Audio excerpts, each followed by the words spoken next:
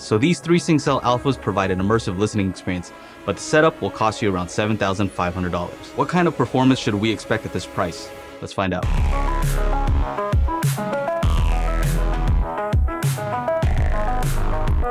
The Tacs AVL-II is made in Japan. The unboxing experience is top-notch. Like most of my watches, this one is fully automatic, meaning it doesn't require a battery. It runs from the natural movement of your hand. The second hand runs at 21,600 beats per hour, which gives it that smooth movement. The exhibition case back allows you to see the Miyota movement. The AVL-II is special in that you can see the movement from the front as well, and it's mesmerizing. The screw-down crown ensures water resistance down to 333 feet. This watch is made with quality materials starting with 316 stainless steel and includes a premium leather Horween strap. This latest version also has luminous hands so you can see it in the dark as well. This particular model is perfect for the camera lover. They've thought of all the details. Not only does it come with a roll of film, it also has a cover like you would have for a camera lens. Speaking of lenses, this uses an anti-reflective dome-shaped sapphire glass which resists scratches. It really looks like a camera lens with a sense of depth. The knurled bezel feels awesome to turn and has numbers for the most common focal lengths. Even the crown guard looks like a loop for a camera strap. And when you put it on, this definitely has great wrist presence. If you're interested in this watch, I'll leave a link to the Tacs website down below. Thank you to Tacs for sponsoring this video. For full disclosure, Syng did send these out free for me to review. In this video, I want to compare the experience of using 1 cell versus 2 cells in stereo. After that, I want to compare what it's like to use 3 cells in a surround sound setup versus 2 cells in a stereo setup. I'll also quickly touch on the SyngLink, which is a proprietary cable that allows you to connect the cells to your video system. I previously reviewed the SyngCell Alpha. If you're interested in watching that video, click the card up here or the link in the description. I initially called it a subwoofer with speakers, and it's still true today. I still think that the frequency range of a speaker is a major determining factor in how enjoyable it is to listen to. A speaker's ability to produce the lowest frequencies of human hearing and the highest frequencies is equally important, if not more important, than how accurate the speaker actually is. I mean, who really cares if a system is perfectly flat if it has no bass? That system's not going to get a party started. Now, of course, you'd want a speaker that has both a wide and an accurate frequency response. Now, the cells aren't the most linear, most accurate that I've ever heard, but I can't say they're offensive in any way, and the bass is pretty great. As far as ease of use, these are my wife's favorite speakers. Even though I have a nice 2-channel setup here in the living room, she ends up using these most of the time just because it's so easy to AirPlay to them from an iOS device. Now, a quick word on aesthetics. Angela's cousin came over, and the first thing she asked is if these were speakers. We said yes, and her response was, well, those are aesthetically pleasing. That's a first. So yeah, they look good and they sound good, but I already knew that going into this. They're also not cheap. They start off at $17.99 when I first reviewed them, and now they start at $2,399 each. So when Syng reached out to me and asked if I wanted to review 3 cells, what I really wanted to know was, is it really worth it to go beyond just having 1 cell? So the decision to go with 2 cells versus 1 really depends on your expectations. With 1, it can fill a medium to large size room with sound, and if that's your goal, then you'll be fine with just 1. But if you're looking for that stereo separation, where you can hear the sounds on the left and the right and the center, then you're gonna need a minimum of 2 speakers. Now for me, I can enjoy 1 speaker if it's mainly for background music, since it still does output a stereo signal. The soundstage just isn't as wide and the imaging isn't as precise when using just 1 cell. So if you want to sit and listen critically and hear all the details and the soundstage, I think 2 cells is the way to go. In addition to a better stereo image, you also get better bass. Each cell has 3 built-in mics, which it uses to optimize the bass response from all the woofers. A lot of home theater enthusiasts already know that more subs placed in more locations give you smoother bass response in more locations. I do plan on making a video explaining this concept in more detail. Make sure to join my newsletter at avmasterclass.com. So if you do plan on using these in stereo, just know that placement still matters. Although these can calibrate themselves, they can't cheat physics. So if you want a good stereo image, make sure to place these properly based on where you would place typical speakers. Compared to typical speakers, I would say that the image did seem a bit more diffuse and less precise. And depending on where you plan on putting these, you will need some stands. You can buy them with a bookshelf or floor stand, but if you buy the bookshelf one and decide later you want the floor stands, they're going to cost you $349 each. Damn, that's expensive. I mean, they're nice stands, but I've seen better at much lower prices. But if you want some specifically made for these cells, then they're your only option. Anything else would kill the aesthetic. The cool thing is that the stand does hide the wires, and it has a little stopper on the bottom to prevent the wires from being pulled out accidentally. Speaking of wires, they did send me the new SyngLink, their proprietary cable that lets you connect from USB-C on the cell to an HDMI port on your TV. At 79 bucks, it is also expensive. It accepts eARC, which lets you transfer an uncompressed signal such as Atmos, which it can then decode. So if your TV supports ARC or eARC, then all the sounds would normally go to your TV, go to the cells instead. It also allows you to change the volume on the cells using your existing remote.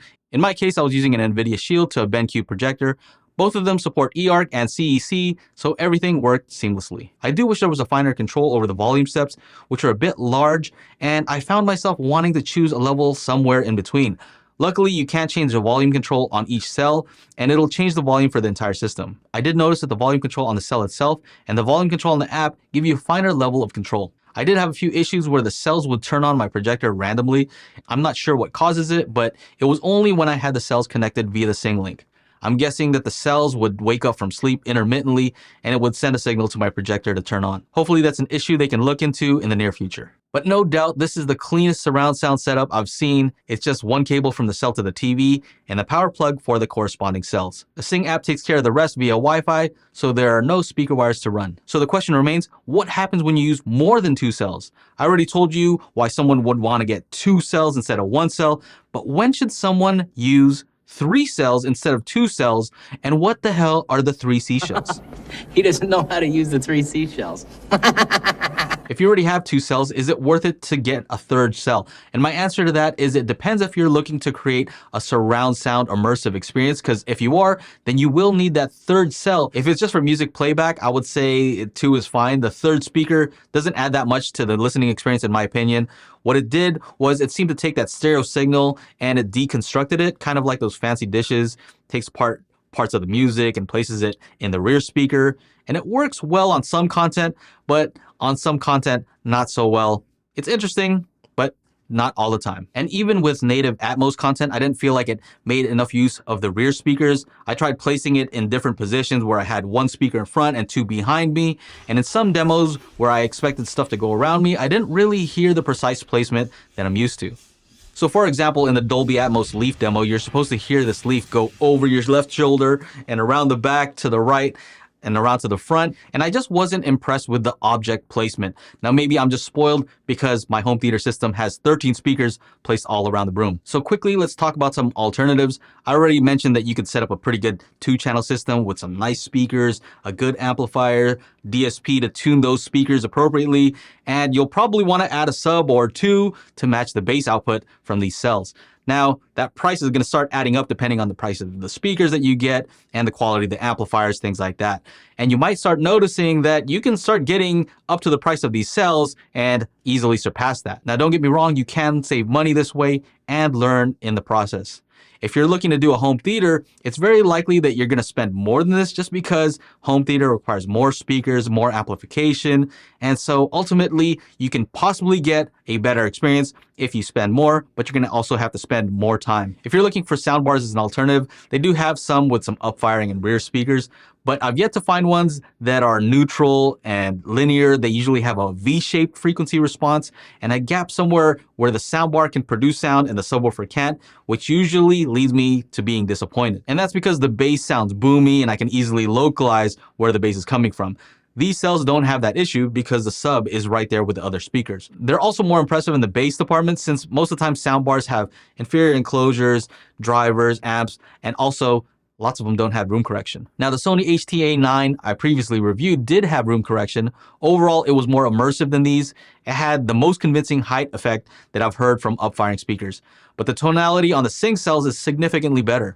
I would say that the Syngs are like having 3 large hi-fi speakers, and the HTA9 was more like having a bunch of small speakers all around you. Now, if you're just looking for whole home audio where you have speakers in various rooms, I think Sonos is kind of the king of this space and arguably the HomePod as well. But let's be clear, these cells are on a different level bass-wise, not even close. So yes, these are expensive, but compared to how much you'd have to spend to get a similar sound and a similar feature set, you might find that the price is getting closer to these cells, plus they're not going to be this simple to set up. Quickly, let's talk about the SyngSpace app. The app can be used for calibration, volume control, and controlling the playback. One cool feature is it allows you to steer the sound. I previously interviewed Chris Kyriakakis, who is a chief audio scientist at Syng. You can check out that video by clicking on the card or the link in the description. We talked about how the cells use 3 coaxial speakers they call Triphonic to create various cardioid sound patterns to prevent unwanted rear wall reflections.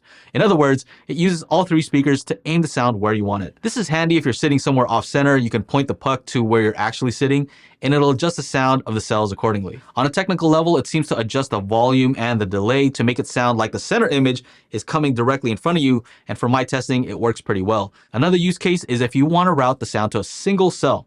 I had a cell in the kitchen area, and if I wanted to watch something and be able to hear it clearly on the app, I could just move the puck directly over the cell that's closest to me, and it would direct most of the sound to that cell specifically. So I could hear the content clearly without bothering anyone sitting between the front of the room where the cells are and the kitchen where I was. So there's definitely an advantage to having more cells, but I wouldn't buy multiple cells specifically for whole home audio use.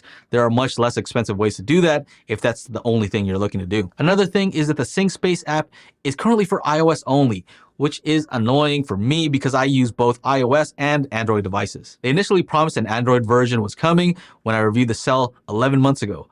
I don't see that on the homepage anymore, and it's kind of buried down on another page, and that's a concern for me. I know if I would have purchased a cell back then with the hopes of having an Android compatible app, I would have expected one by now. Now, I know they're trying their best, but it's something to consider. So as an overall takeaway, I would say that these are expensive, but they might be worth the price if you demand a certain level of quality, aesthetics, ease of use, and specifically if you use an iOS device. The system is all about simplicity without sacrificing a ton of quality. This isn't for the person who wants the ultimate sound at the lowest possible price and is willing to deal with some of the complexity associated with that, such as mounting speakers, running cables everywhere, and having to do your own calibration. Now, you'll spend more time trying to get that system sounding right, and you might be able to. It will take a lot more work and expertise, but the potential for better sound is there. The bass on these is still the most impressive thing to me. Since I reviewed these initially, they did include a bass reduce mode because the bass was a little bit hot. They're also working on new features, and they can do that because this is all controlled by software, so I definitely see a lot of potential for this system. I'm a techie guy, and I love the way that they use DSP and all this advanced technology to advance this industry. I do have a binaural demo comparing these cells to this system that consists of 2 floor standing speakers, a subwoofer, an amplifier, and a preamp with built-in digital signal processing. I tuned the system best I could, but the 2 cells just had more bass output. Link in the card and the description if you want to see that. As I said before, I am fascinated with DSP, and I'm impressed with Syng's use of this technology. I do have tutorials about how to utilize DSP for your own system at avmasterclass.com. If you want to support my channel, you can become a member starting at $5 a month. You'll also find audio and video courses and over 100 seminars from past AV summits. You'll be able to access exclusive content there on that platform. You'll also find lots of free content by going to AV Masterclass today. So anyway, that's it for the SyngCell Alpha. I hope you enjoyed this video. If you did, make sure to like, subscribe, ring the bell to be notified when I upload new videos. That's it. Take care. Bye-bye.